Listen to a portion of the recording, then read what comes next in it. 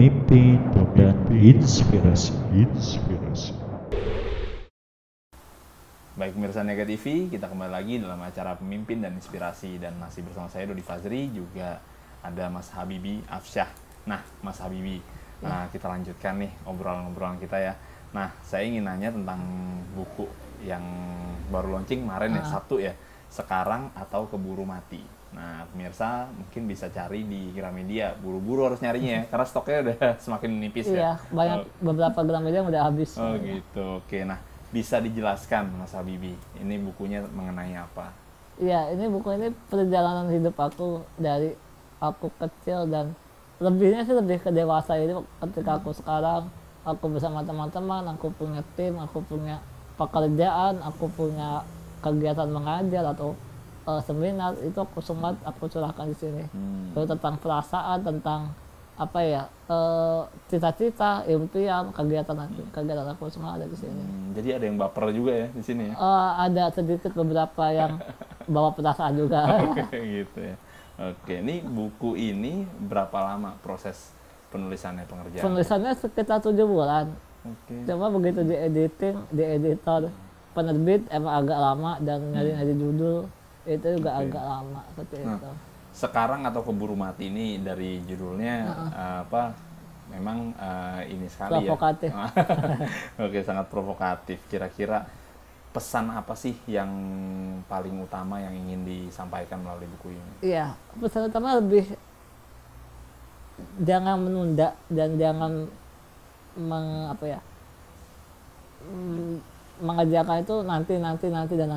Jadi lakukan segera. Emang kalau untuk pekerjaan yang emang berujung dengan kebaikan, kita mau memberikan sesuatu kepada orang yang semuanya itu berujung dengan kebaikan, ya segera lakukan. Jangan entar seperti itu.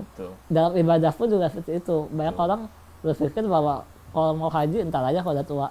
Kan kita nggak tahu apakah kita sampai tua atau nggak sampai tua. Kalau emang udah mampu, biaya dan fisik udah kuat, sudah mampu, ya jalankan aja ibadah itu gitu.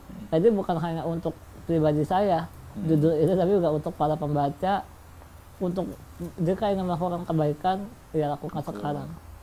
Kejar impian selagi muda, jangan nunggu tua. Jangan nunggu tua. Tahu bahkan takutnya nggak sampai tua udah keburu mati. Takutnya kan kita nggak tahu kita sampai tua apa enggak. Betul. Sudah berapa buku sih yang dikerjain? Aku 2 buku. 2 buku ya. Yang pertama apa judulnya? Kelemahanku adalah kekuatanku. Kelemahanku adalah kekuatanku. Itu lebih menjelaskan. Itu lebih ke keluarga. Iya, biografi, tapi lebih ke pengalaman aku waktu sekolah. Aku pernah dibully, aku susah sekolah. Terus juga aku pengalaman bersama keluarga. Aku ke luar kota, aku umroh dengan keluarga, itu aku serahkan semua di buku itu. Oke. Niatan Mas Habibi, niatan paling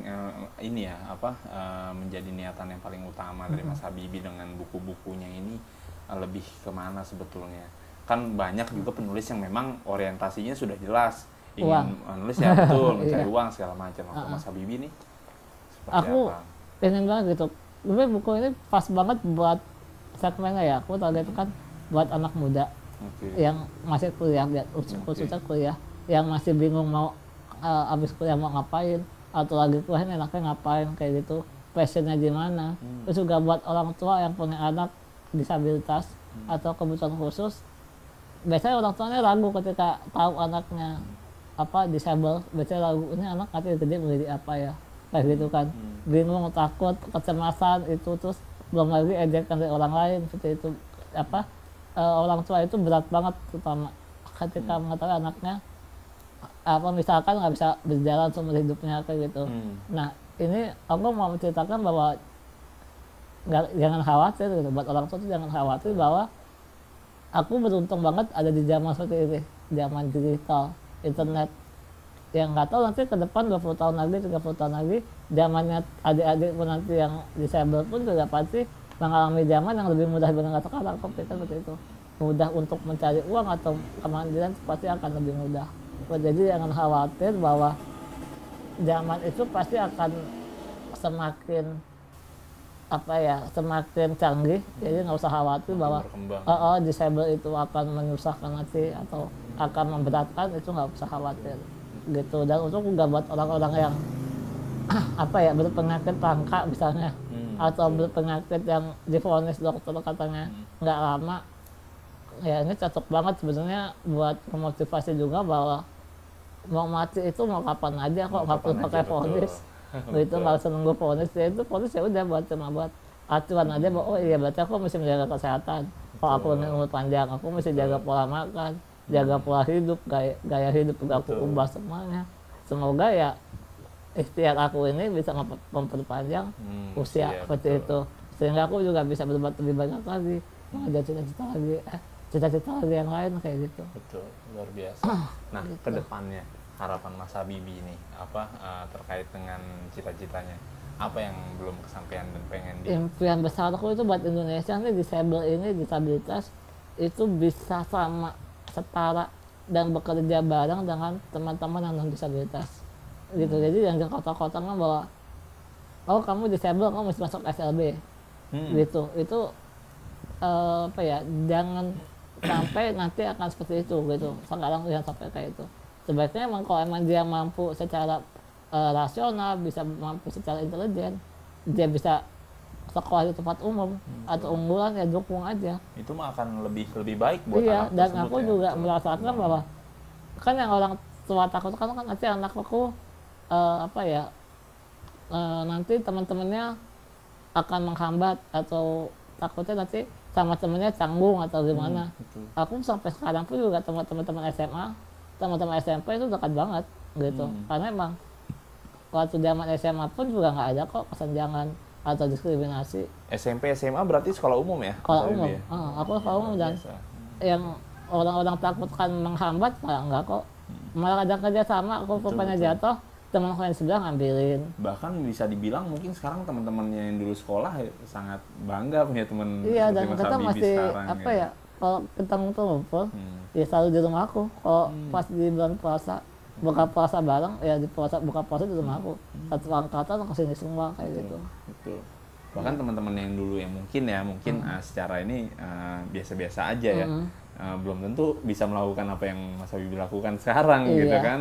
Banyak juga mungkin orang-orang yang mungkin diberikan bukan kelebihan ya, diberikan memang kondisi yang Lebih biasa baik. normal tapi justru tidak memanfaatkan dengan Iya. seperti itu. Dan di sini Mas Habibie telah menunjukkan ke kita gitu bahwa memang sebetulnya tidak ada istilah keterbatasan dalam fisik ya Mas ya, untuk mengejar cita-cita.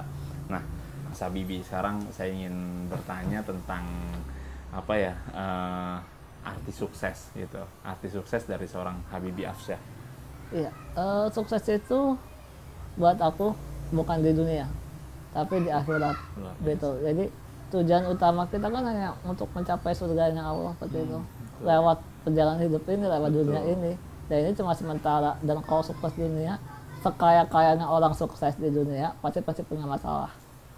Entah itu lagi mandi airnya mati, udah ada masalah bagi dia. Betul. Bisa ngomel-ngomel ke asistennya gitu. Dan kan di akhirat udah benar-benar orang surga itu udah nggak ada sama sekali, udah nggak ada Nggak ada masalah. masalah, Jadi bagiku sukses itu ya nanti di surga. Dan ini perjalanan menuju sana, menuju surga lewat pekerjaan, lewat aktivitas, lewat kegiatan, lewat ibadah, semua arahnya ke sana.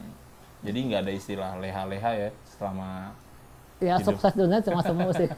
Sukses dunia cuma semu, cuma sesaat, dan yang pasti yang kekal ya nanti di sana. Oke. Nah, Mas Habibie kan di sela-sela kesibukannya sekarang dengan dunia internet marketing gitu. Hobi yang Mas Habibie masih sering lakukan sampai sekarang nih apa? Main game, Main games. main game, jalan-jalan itu sih paling sama teman-teman.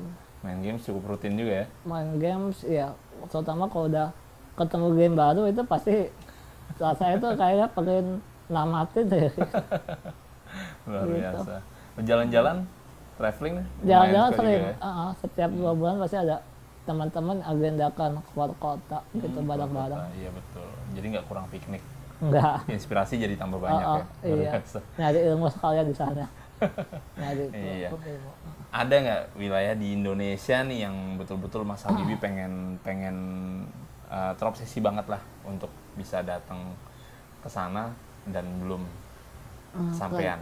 ke daerah-daerah timur ya, belum sama sekali ke Indonesia Timur itu belum pernah. Belum pernah. Gitu, paling jauh ke Lombok aja sih gitu. Jadi ya suatu saat pengen aja gitu sama teman-teman ya di saat ada kelonggaran waktu, kelonggaran biaya gitu. Karena kan pasti kalau aku jalan kan pasti butuh butuh biaya lebih gitu. Kalau teman-teman backpacker ya udah selesai dengan, kalau aku kan backpacker juga bawaannya banyak, ada kursi roda, baju 2 koper gitu kan, belum bantal lain-lain. Jadi ya kalau backpackeran sama aku ya pasti teman-teman yang bantuin itu ngangkatin semua perkakas aku. Tapi selama ini fine-fine aja, nggak ada Iya, masalah ya? alhamdulillah juga punya teman-teman yang ini banget sih, maksudnya ngedukung. Misalnya ya kalau aku di buku itu aku ada cerita ini dimana misalnya aku di Garut lagi liburan gitu, teman-teman tuh pada berenang di dalam air panas, aku di pinggiran gitu kan nonton, terus ada temanku yang bang ya udah lu nyemplung aja bareng sini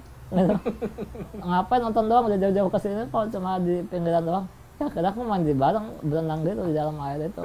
Ya walaupun juga agak-agak takut karena takut tenggelam, tapi yang mereka yang yang memastikan bahwa aman tenang aja, aman, cetak gitu. Ya akhirnya berenang gitu. Terus kalau keluar kota juga gitu, misalnya aku kan emang hobinya ke gunung, pokoknya tempat-tempat yang tinggi dan dingin gitu. Nah udah kalau gunung langsung kan pasti nggak akses, jalanannya berbatu, tebing dan sempit-sempit itu. Aku pernah yang ke tempat yang memang benar-benar sangat nggak akses. Betul. Gitu di atas air terjun